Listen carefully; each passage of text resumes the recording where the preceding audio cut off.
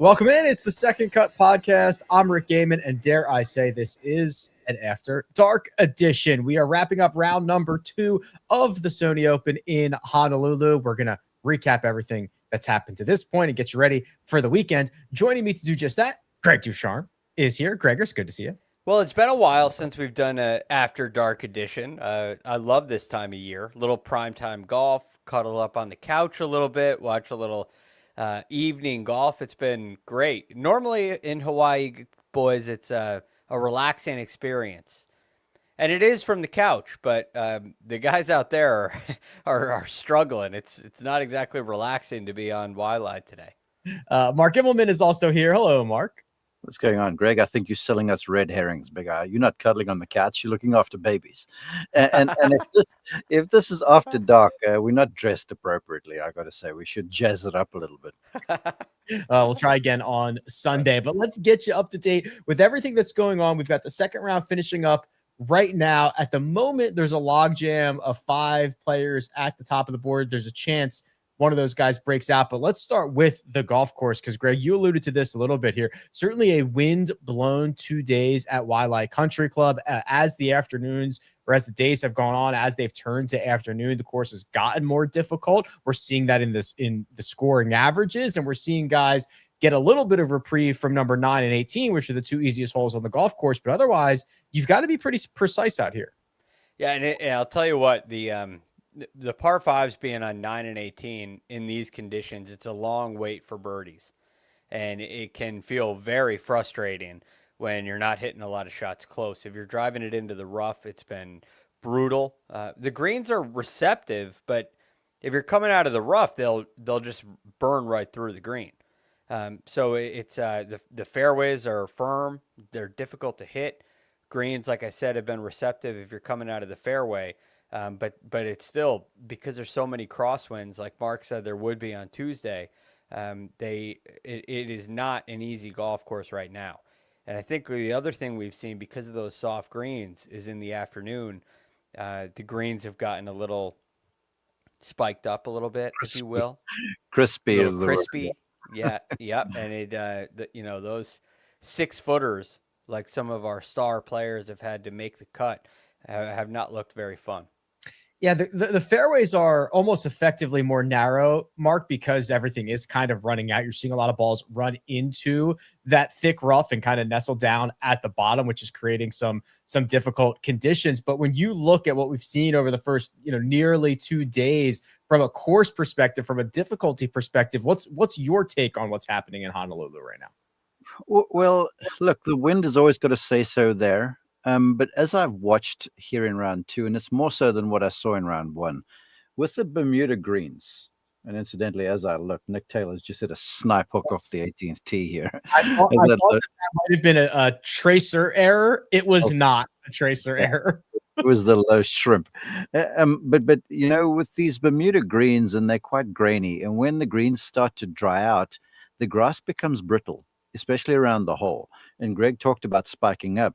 But it gets to a place where Bermuda is a pretty firm grass, and when it gets low on moisture, the grass doesn't really grip the golf ball, if you will. So you make a read for the grain, but the ball doesn't grab the grass. There's no friction. So it starts to almost sidewind and skate over the top of the grass. And that's why you see the guys having such issues with reads and stuff, and balls are catching the edge of the hole and not going down. So the greens are definitely a challenge when the wind blows like this. But as you say, like a lot of these holes, if you look at the back 9, they're playing 2 tees, rounds 1 and 2, but holes 10 through 18. 10's a bit of it's a gift for these guys. It's down breeze and it's a short 4. But 11's a tough 3. Then you run into a stretch of holes, which is 12. It's a doglegging par 4. 13's really hard doglegging with a wind today over your right shoulder. So it makes the fairway, which bends from left to right, almost impossible to hit because you can't carry it over the trees down the right. Then you turn back into the wind off the mountain, narrow doglegging fairway. And then you get to 16, which turns to the 15, which turns to the left, narrow fairway. That's an iron off the tee, though. And then 16, same deal. So you got this stretch of holes from 11 through 17, which has got doglegging par 4s, fairways playing narrow, rough is up, and then the 2 par 3s in 11 and 17, which have greens almost right next door to each other. They're all you want. So right now, that second nine, which normally can be a bit of a birdie bonanza, is hair raising as you watch these guys play.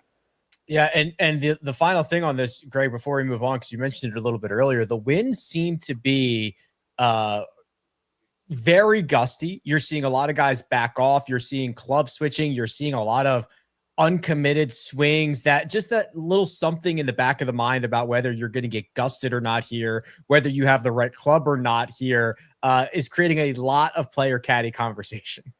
Yes, and you're also trying to figure out, Webb Simpson brought this up when he was talking with Smiley during the happy hour. You don't quite know if it's 10% hurt or 10% help.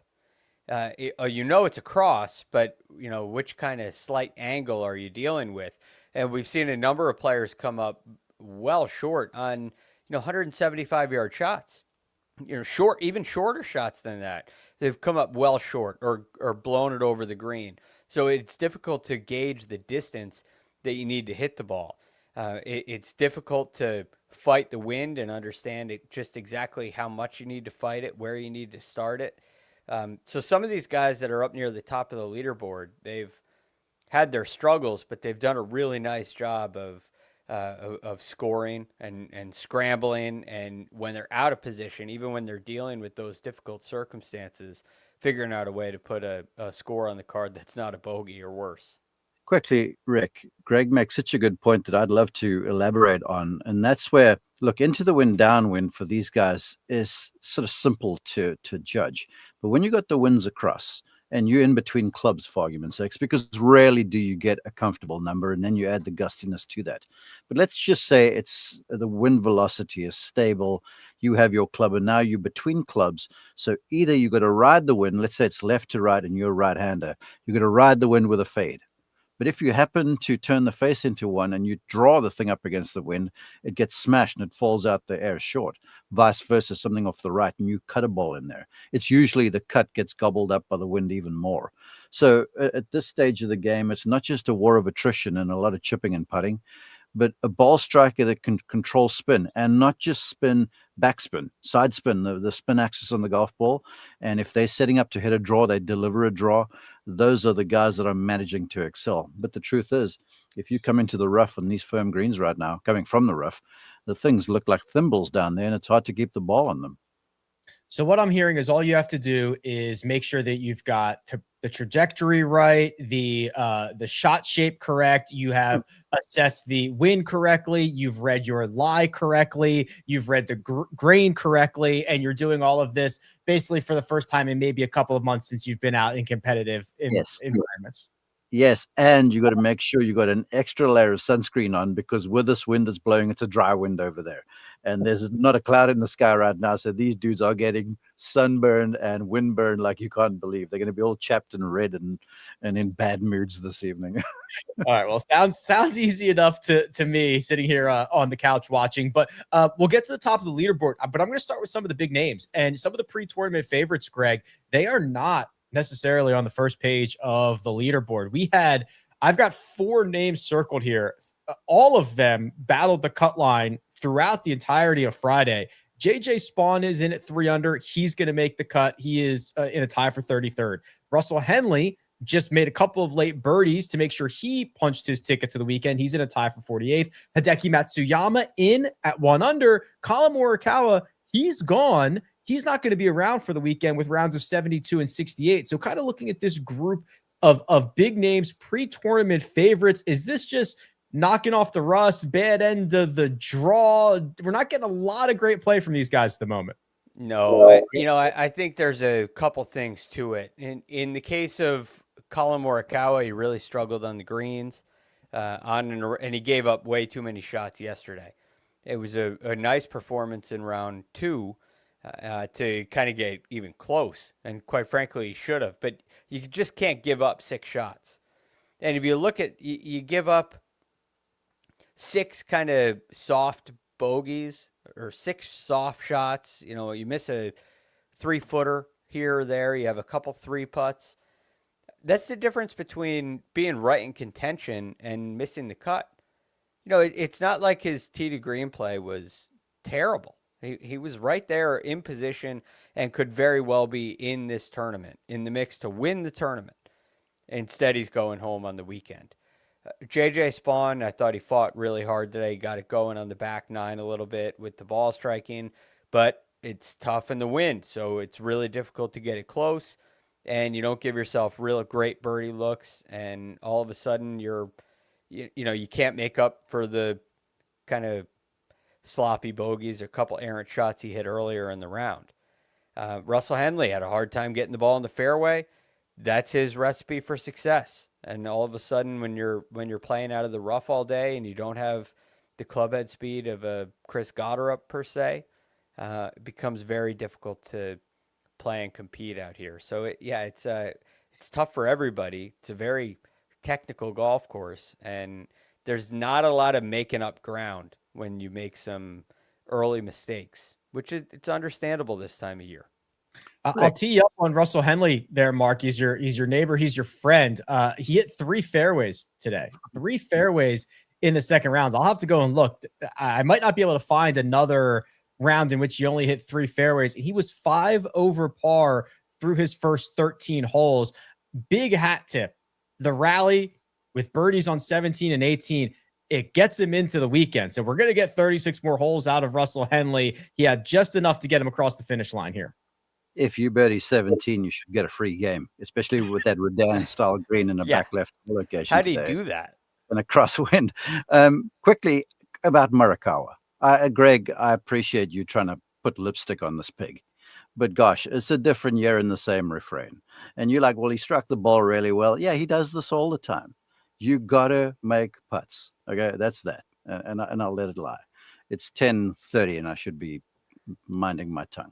Yeah, we don't want to get y'all worked up before bed, Mark. Exactly. Get my heart rate down. But as for Russ, the issue with Russ in conditions, and this golf course especially, now he's a really low ball hitter off the tee. So when he's got firm conditions and the holes are kind of straight in front of him, he'll never miss because he hits a very tight sort of left to right ball flight, and the ball doesn't get far away from the ground. But when you got these doglegging holes, and you either have to hit one over the corner and put it in the air, he doesn't necessarily have that gear. So now when he's gearing down, and he can't gear down with some iron, he still has to drive it. The ball's coming in there flatter. It's in the corner of the dogleg, the elbow, where things typically, as a rule, goes narrow. So he's driving it through doglegs all the time. Whereas if he was hitting the air a little bit more, he wouldn't do that. So it's more just the golf course and how it's playing.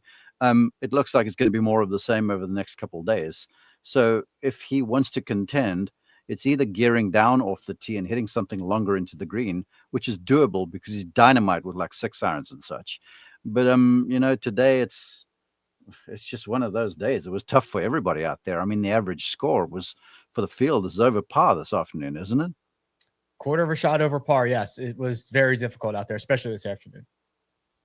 The other thing, and I'm glad Mark brought it up, is the forecast is basically identical for the rest of the weekend. So get used to what we're seeing out there. Let's talk about the good. There was a pair of 64s, the rounds of the day. Davis Riley, Ryan Gerard. Greg, take this any direction you want. Davis Riley, as of right now, is in a tie for first. He shot up to 28 spots with his 64. Ryan Gerard did him a little bit better there, going from 50th to a T9. Remember, Ryan Gerard at the end of 2025, the end of last year, traveled to Africa, last event of the year, to make sure that he could get himself into the Masters, finished second, punched his ticket to Augusta National. So plenty of good vibes heading into 2026 for him. Yeah, I'll start with Ryan Gerard. I know a little bit off the pace, but the way that he hits the ball, especially with the irons, people are going to be looking at him when we get to Augusta, when we get to the Masters.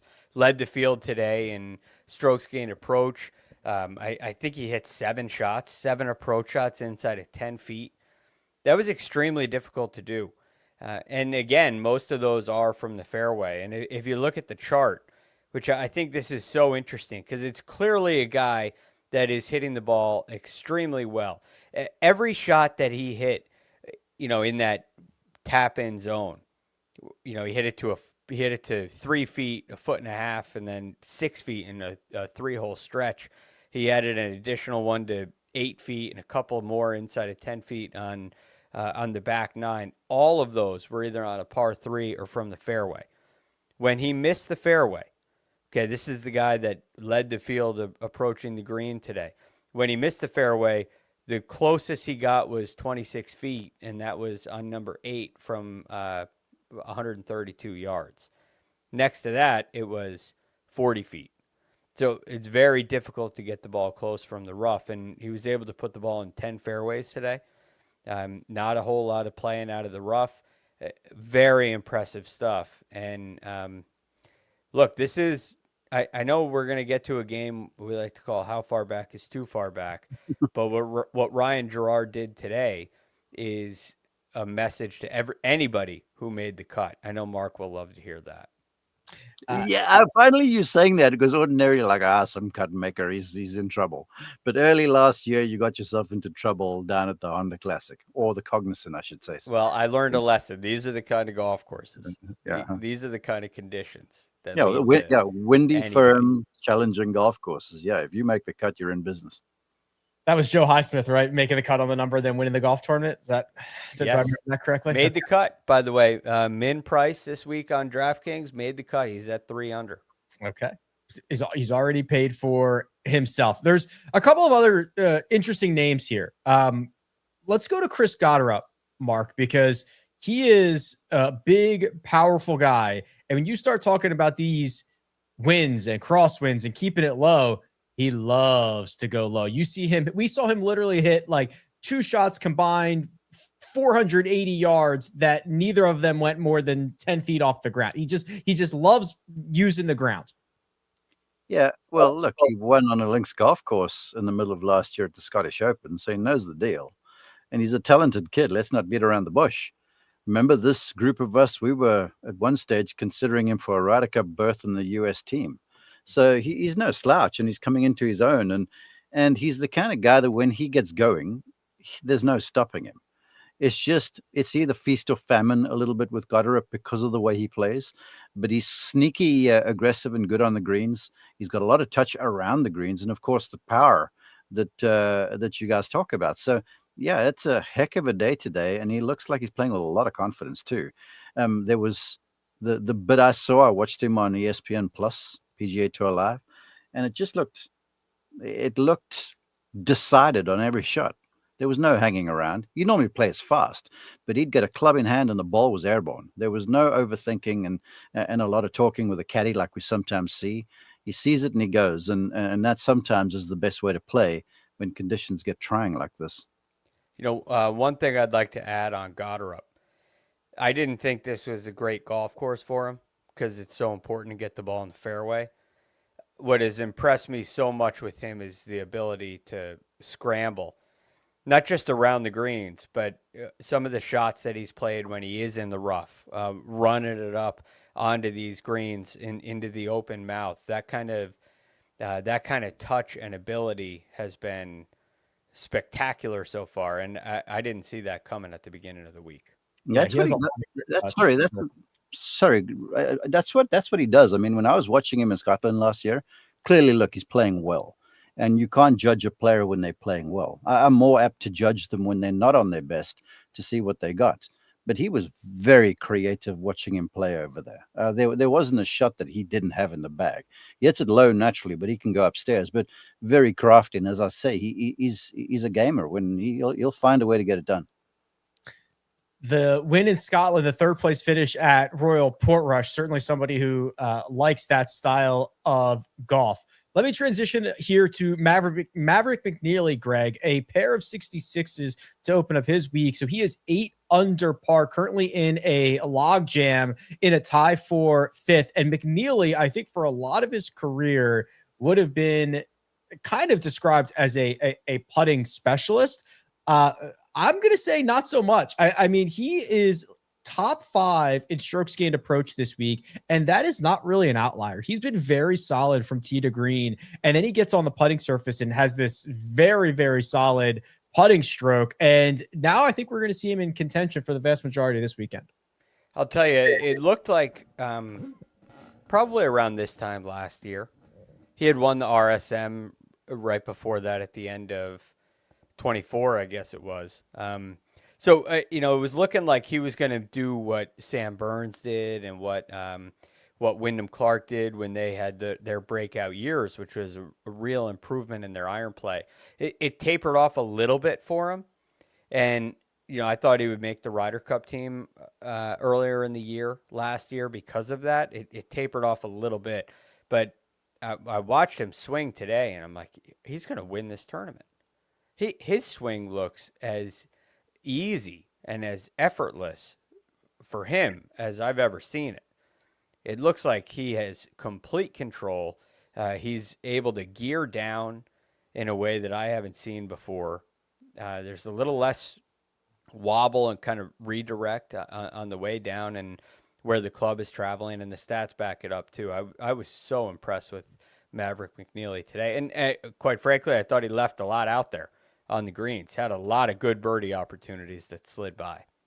Ever since he's hooked up with Scott Hamilton, that golf swing has gone in the right direction. Currently, they're working on, they have been working on getting the thing lined up a bit more at the top. So it makes that wobble, that weird change of direction thing he had going on. That's kind of going away. And he's always been sort of sneaky long off the tee, but the iron game is commensurate right now. And you add a good iron game to a good putter, and it's kind of the recipe for some really good play. Yeah, here we go. Just the basic stats. He's 15th in driving distance. He's third in greens in regulation, and he's basically fourth in putts per green. I mean, that'll work. that plays literally anywhere. I am happy to report Nick Taylor's round just ended moments ago, and it was a little bit of a sloppy finish for Nick Taylor, but he opened up with an 8 under 62 on Thursday. He backed it up with a 1 under 69 today, a bogey on 17, a wobbly par on 18 after hitting his drive 233 yards from that duck hook that you mentioned there, Mark. But he is going to headline a 4-way tie at the top of the leaderboard at 9 under, looking to go back-to-back at the Sony Open. Look, that tee shot up the last was a bit of an aberration because I watched him play today. Now, I thought the last couple of days, has swung the club beautifully, and clearly is confident around here. He won here last year, so I'm not too concerned with the finish. He fell foul to playing late on Friday, which is always kind of weird, when it's getting late in the day and all the fans have gone, and even though you're in the lead, it's quiet out there and it's challenging conditions, and the hole's looking like it's minute because the greens are just putting so tough.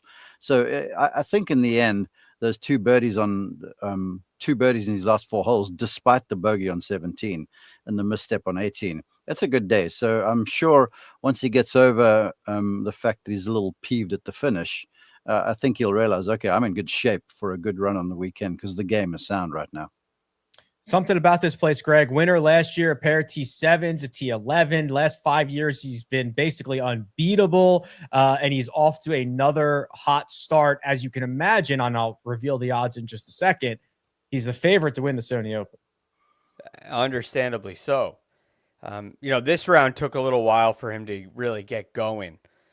And at the same time, even in that stretch where he made a couple bogeys, like you see there at 2 and at 6, he has the 2 birdies to kind of quiet the noise, where like a JJ Spawn added another bogey in there. He was all of a sudden 4 over. Nick Taylor was able to hit a couple high quality iron shots. At 4, he almost made it. And that was a beautiful low flighted cut in there, just perfect. And then late when he needs it, he gets the putter hot. The couple of squirrely swings down the stretch there, but I think for a majority of this round, he hit the ball a lot better than the stats show. So I was very impressed with the way that he held on in tough conditions. And if a 69 in round 2 is your bad round, well, that's a good sign. And that's what you need to do when you go shoot 62 in the first round and you go and you get yourself up front. You just got to play high quality golf, and that's very on brand for Nick Taylor. And you add to that, if you asked me to make a list of about 5 or 6 guys who had to make a 10-footer under pressure for my life, this boy would be on it. He can putt under pressure. He really can. So put him in a playoff. He's poised for a good weekend. Well, you always hear kind of mentioned sometimes on the broadcast, like when he's in it, he closes, and the numbers back that up too. When Nick Taylor is having his good weeks, he wins a lot. He's actually one of the few golfers who has won each of the last, at least once in each of the last 3 years. So he won the Sony Open last year. He won in Phoenix in 2024. He won in the Canadian Open in 2023. And now he might just check off a win here in 2026 right out of the gate. But it's a four-way tie at the top. So it's Nick Taylor, S.H. Kim, Davis Riley, and ADDC, Adrian Dumont de Chassé, along with 4 more golfers at 8 under. Maverick McNeely, Chris Gotterup, John Perry, Kevin Roy, and then Greg, the list just goes on and on and on. There are 20 golfers that are 3 shots back or closer.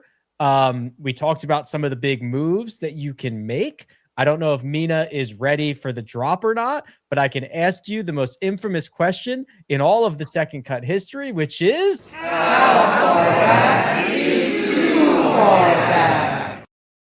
How far back is too far back? Well, I got to tell you, Vijay Singh is still in the mix here.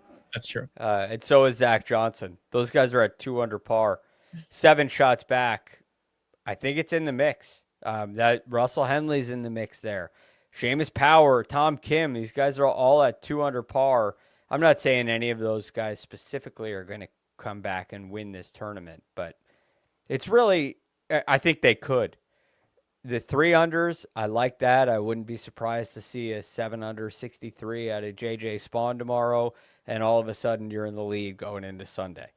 It could happen. The conditions tomorrow afternoon will be such that the leaders, 68 is a really good round. And you could see a lot of over par rounds. I see a Davis Riley, S.H. Kim, Adrian Dumont, let's just say ADDC. These guys are all leaning pretty heavily on the putter or the short game. Nick Taylor may be a wagon.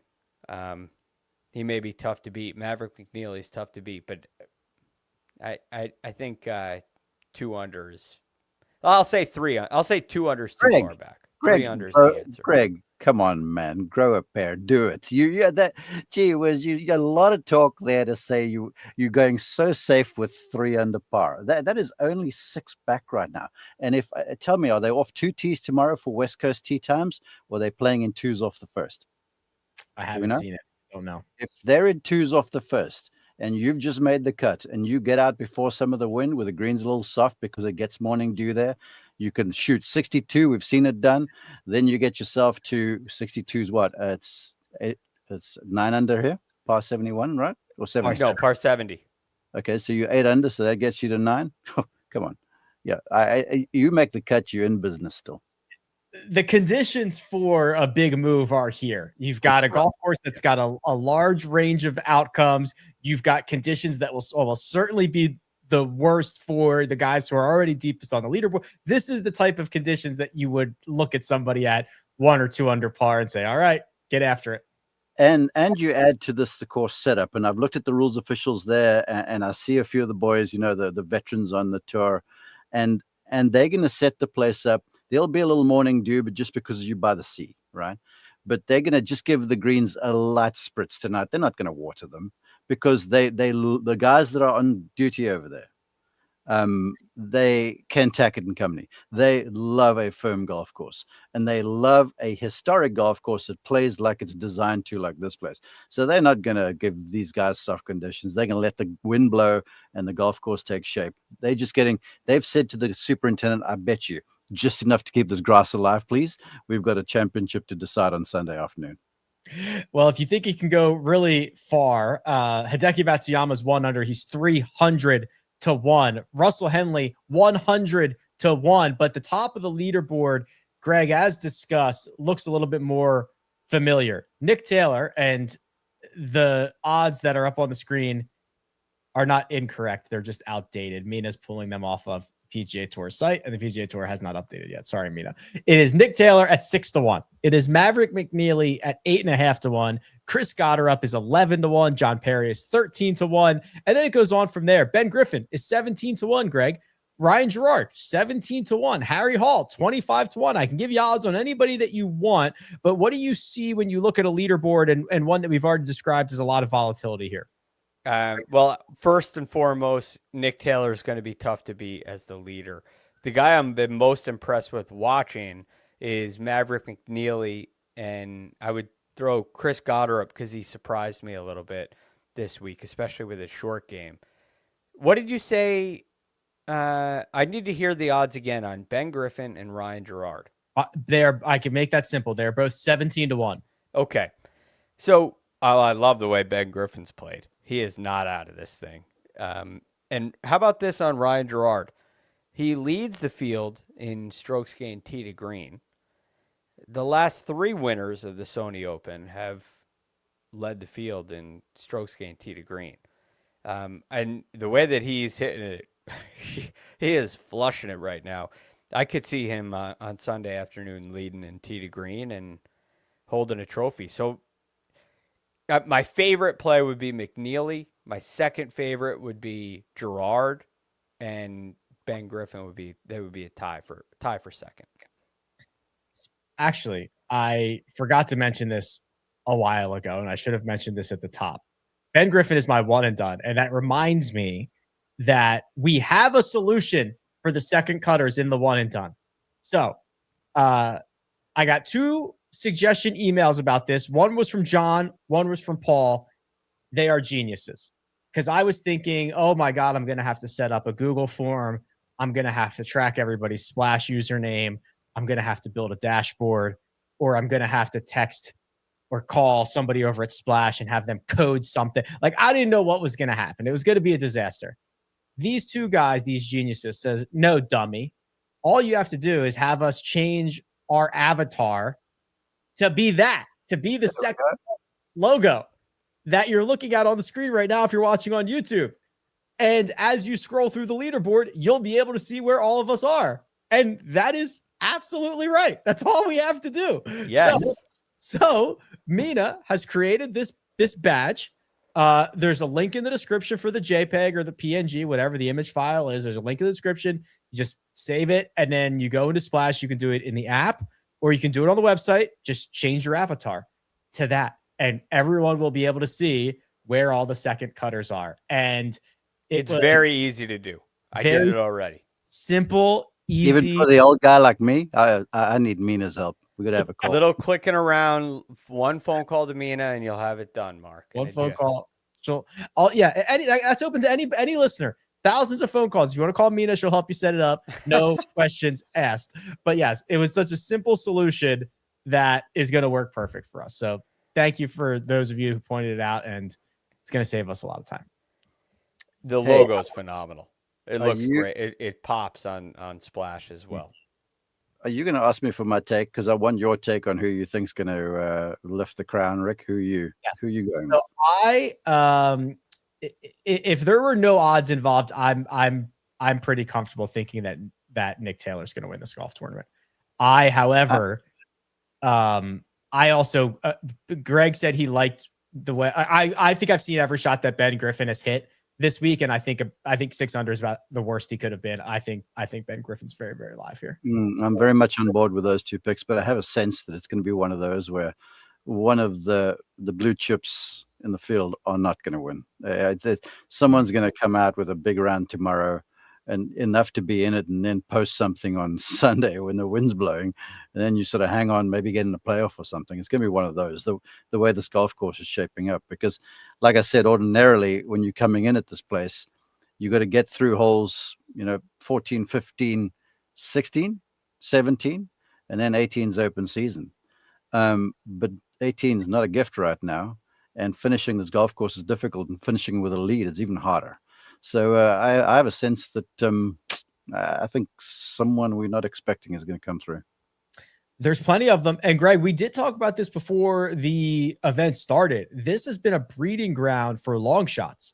5 of the last 6 have been 50-1 or longer. Obviously, that's before the tournament starts, but basically everybody at the top of the leaderboard would have been 50-1 or longer with Davis Riley and SH Kim and ADDC, and Kevin Roy is here. Takumi Kanaya might be in the lead by the time he's done playing today. He's playing 18 right now. Like, so it would not be crazy considering the nature of this event for a first timer, maybe a Patrick Rogers sighting coming through here. There's a lot that could happen. How about that? Yeah, there are a lot of opportunities.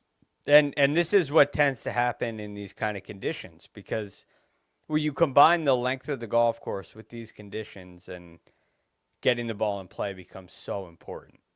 Your short game can become very valuable when you do miss a fairway. So you kind of got to put it all together, but you don't have to go crazy low. You know, you got to avoid bogeys, take care of the par fives. You know, if you played bogey free and made birdie on 9 and 18 and shot 68 and you were near the lead, you'd be in, any one of the guys at 9 under will be in very good shape going into Sunday if they're at 11 under heading into the weekend. So, you know, a lot of guys can do that. It's just a matter of who does. Nice job, Mike. It looks very good, Mike. Well done. Excellent. Okay. Anything else before we get us out of here? We'll be back on Sunday night to recap the Sony Open, but anything else? Yes, sir. Have a good night. Thank you for staying up past your bedtimes. We will be back at it again on Sunday. I'm going to say big thanks to producer Mina for all the hard work behind the scenes. Greg DuCharme, Mark Immelman. I'm Rick Gehman. This is The Second Cut. See you Sunday.